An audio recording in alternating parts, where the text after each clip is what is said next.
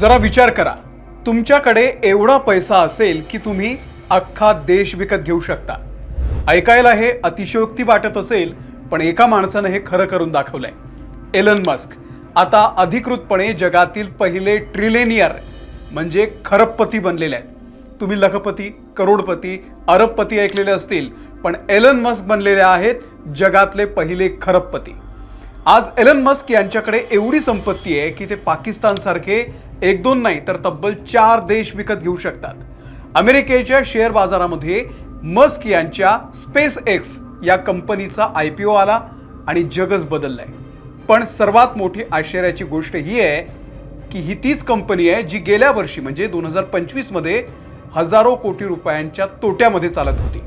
पण तरीही जगभरातील लाखो लोक तोट्यात चालणाऱ्या या कंपनीचे शेअर्स घेण्यासाठी अक्षरशः तुटून पडलेले आहेत। लोकांनी 13 हजार रुपयांचा एक शेअर विकत घेण्यासाठी रांगा लावलेल्या आहेत, वेटिंग वरती आहेत। एलन मस्क यांनी हे साम्राज्य कसं उभं केलं या व्हिडिओमधून आपण सविस्तर पाहूयात। एलन मस्क यांच्या खरबपती होण्याची कहाणी। नमस्कार, मी अमोल किन्होळकर, आपण पाहत आहात महाराष्ट्र टाइम्स ऑनलाईन। 12 जून 2026 अमेरिकेचा प्रसिद्ध शेअर बाजार नॅस्डॅक मध्ये एलन मस्क यांच्या स्पेस एक्स या खाजगी कंपनीचा IPO येतो। म्हणजे एक प्रायव्हेट कंपनी पब्लिक होते आणि सामान्य लोकांना त्यामध्ये पैसे लावण्याची संधी मिळते। आता या IPOचे आकडे बघा। मस्क यांनी बाजारामध्ये 555 मिलियन शेअर्स विकायला काढले। एका शेअरची किंमत ठेवली $135, म्हणजे भारतीय रुपयामध्ये सांगायचं झालं तर जवळपास एका शेअरची किंमत 13,000 रुपये होती। तज्ञांचं म्हणणं होतं की 13,000 रुपये जरा जास्तच आहे, पण झालं उलटं। जगातले मोठमोठे इन्व्हेस्टर्स आणि सामान्य लोक या शेअरवरती असे तुटून पडले की IPO 4 पट ओव्हर सबस्क्राईब झाला। म्हणजे मस्क यांना जेवढे शेअर्स विकायचे होते त्यापेक्षा 4 पट जास्त लोक आता वेटिंग वरती आहेत। या तुफान खरेदीतून मस्क यांच्या कंपनीनं किती पैसे गोळा केले माहिती आहे? तब्बल $75 बिलियन। भारतीय चलनात सांगायचं झालं तर 7,13,328 कोटी 75 लाख रुपये। यापूर्वीचा जागतिक रेकॉर्ड सौदी अरेबियाच्या अरामको या तेल कंपनीच्या नावावरती होता, ज्यांनी $25 बिलियन गोळा केले होते। मस्क यांनी सौदी अरामकोचा रेकॉर्ड एका झटक्यात मोडला आणि त्याच्या 3 पट जास्त पैसा एकाच वेळी या ठिकाणी कलेक्ट केलेला आहे, गोळा केलेला आहे। या ऐतिहासिक IPO मुळे आता स्पेस एक्स या एकाच कंपनीची एकूण व्हॅल्युएशन जी आहे ती $1.8 ट्रिलियन झालेली आहे। म्हणजे भारतीय रुपयांमध्ये 170 लाख कोटी रुपये। आता ही 170 लाख कोटी रुपये म्हणजे काय साधी सुधी रक्कम नाहीये। जगामध्ये एकूण 195 देश आहेत, त्यापैकी 179 देशांची संपूर्ण अर्थव्यवस्था म्हणजे GDP या एका स्पेस एक्स कंपनीच्या व्हॅल्युएशन पेक्षा लहान आहे। जगातील बहुतांश देशांकडे मस्क यांच्या एका कंपनीपेक्षा कमी पैसा आहे। उदाहरणच द्यायचं म्हटलं तर आपला शेजारी बेकीला लागलेल्या पाकिस्तानची संपूर्ण अर्थव्यवस्था सध्या फक्त 39 लाख कोटी रुपयांची आहे आणि मस्क यांच्या एका कंपनीची व्हॅल्यू किती आहे? 170 लाख कोटी। म्हणजे गणित अगदी सोपं आहे। मस्क यांच्या कंपनीची व्हॅल्यू पाकिस्तानपेक्षा 4.5 ते 5 पटीने जास्त आहे। मस्क आजच्या घडीला पाकिस्तानसारखे 4 देश आरामात विकत घेऊ शकतात आणि तरीही त्यांच्याकडे हजारो कोटी रुपये शिल्लक राहतील। या IPO मधून कलेक्ट झालेल्या पैशामधून एलन मस्क हे जगातील सर्वात श्रीमंत व्यक्ती बनलेले आहे। त्यांची वैयक्तिक संपत्ती आता 95 लाख कोटी रुपयांच्या पार गेलेली आहे। ते जगातले पहिले खरबपती झालेले आहेत। पण खरी गंमत सांगायची तर या यादीतल्या दुसऱ्या क्रमांकाच्या व्यक्तीकडे पाहिल्यावर समजते। दुसऱ्या क्रमांकावरती आहेत गुगलचे सहसंस्थापक लेरी पेज।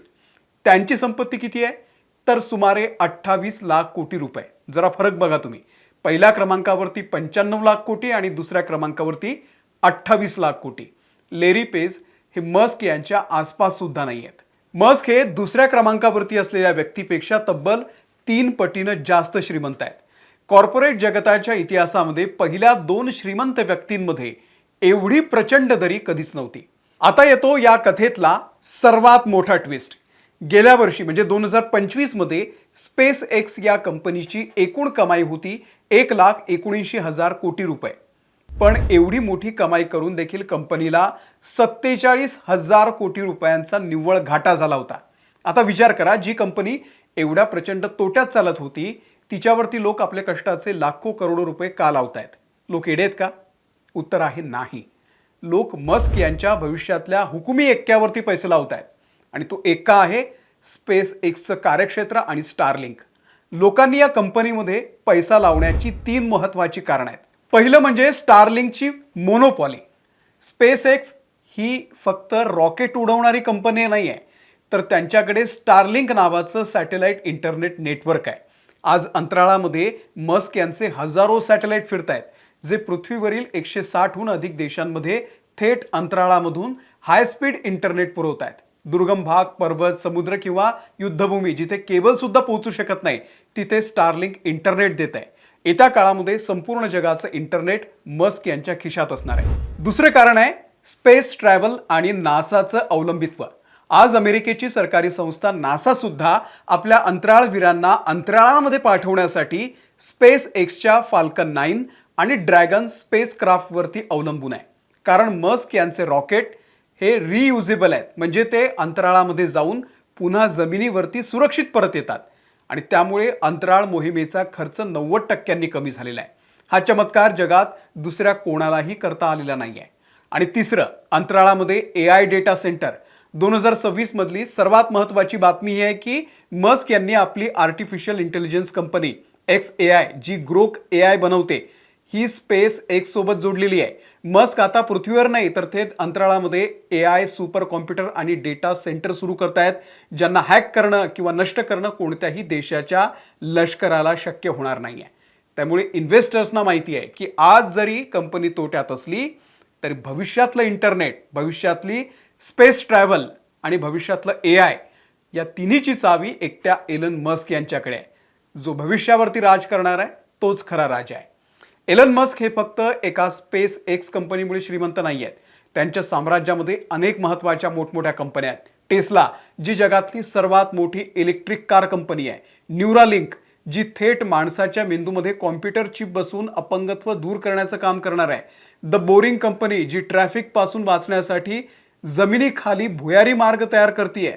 म्हणजे विचार करा, rocket, satellite, electric cars, artificial intelligence, x जे ट्विटर होतं आधीचं, ते मानवाच्या भविष्याशी निगडीत असं एकही क्षेत्र नाही जिथे मस्क यांनी आपला झेंडा रोवलेला नाही आहे. 2008 मध्ये ज्या माणसाची कंपनी दिवाळखोर झाली होती, ज्या माणसानं आपल्या जिद्दीच्या आणि रिस्क घेण्याच्या ताकदीवरती आज जगातलं पहिलं $1 ट्रिलियन साम्राज्य उभं केलेलं आहे.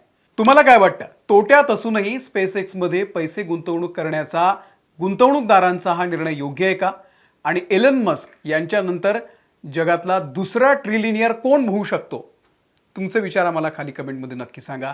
व्हिडिओ आवडला असेल, माहितीपूर्ण वाटला असेल तर लाईक करा, शेअर करा आणि अशाच माहितीपूर्ण व्हिडिओसाठी आमच्या महाराष्ट्र टाइम्सच्या YouTube चॅनलला सबस्क्राईब करायला विसरू नका. धन्यवाद.